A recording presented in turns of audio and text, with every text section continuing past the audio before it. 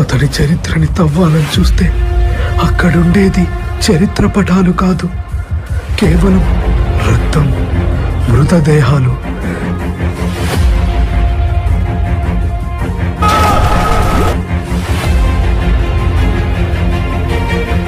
అసలు సలార్ అంటే ఏంటి?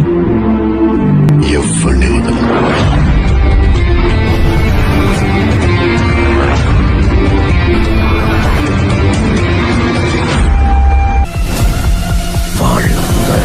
నరికి పడేశాడు.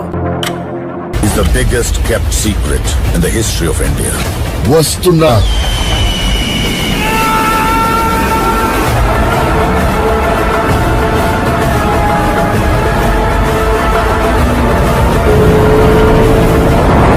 వచ్చాడు వచ్చాడు వచ్చాడు ఆ నాయకుడు.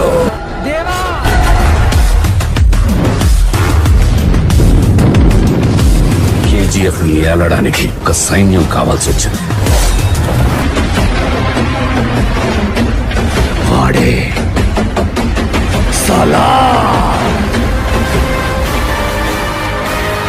నీళ్ల నుండి నిప్పు పుట్టిన చరిత్ర లేదు. అలలు భూమిని కబలించడానికి అంగలు వేస్తున్నాయి.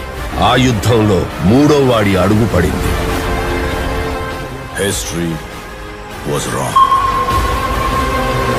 అసలు కథ ఇప్పుడు మొదలవుతుంది.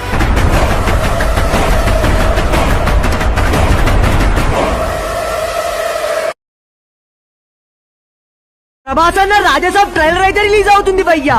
ఓరిని అసలు ఆ పోస్ట్ ఏంట్రా నాయనా. ఈసారి ఇండస్ట్రీ షేక్ అవడం మాత్రం పక్కా.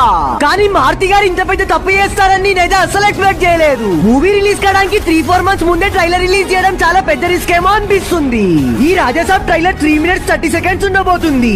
ఇంకా ఈ ట్రైలర్ లో ఈ మూవీలో ఉండబోయే ఇంకొక మెయిన్ క్యారెక్టర్ ని రివీల్ చేయబోతున్నారంట. అయితే రేపు ఈ ట్రైలర్ ని ఈవినింగ్ 6 PM కి రిలీజ్ చేస్తున్నారు. ఇదే కాకుండా ప్రభాస్ అన్న బర్త్డే కి ఈ మూవీ ఫస్ట్ సాంగ్ ని కూడా రిలీజ్ చేయబోతున్నారు. ఈ ట్రైలర్ కోసం ఎంతమంది వెయిట్ చేస్తున్నారో చెప్పండి ఫ్రెండ్స్.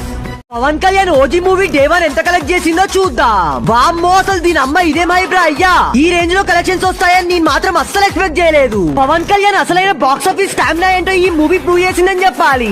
అసలు ఆ జపాన్ సీక్వెన్స్ గానీ, ఆ టైటిల్ కార్డ్ ఇంకా క్లైమాక్స్ మాత్రం మామూలుగా లేదు. మెయిన్ గా ఇంటర్వెల్ సీన్ లో పవన్ కళ్యాణ్ ని చూసి ఫ్యాన్స్ అందరూ సుజిత్ కి గుడిగాడదామని ఫిక్స్ అయిపోతున్నారు. అయితే ఈ మూవీ డే 1 175 crores గ్రాస్ ఇంకా 103 crores షేర్ కలెక్ట్ చేసి బాక్స్ ఆఫీస్ దగ్గర బీభత్సం సృష్టించిందని చెప్పాలి. నాకెందుకో ఈ మూవీ 1000 crores దాకా వెళ్తుందేమో అనిపిస్తుంది. ఈ మూవీ టోటల్ గా ఎంత కలెక్ట్ చేస్తుంది అనుకుంటున్నారో చెప్పండి ఫ్రెండ్స్.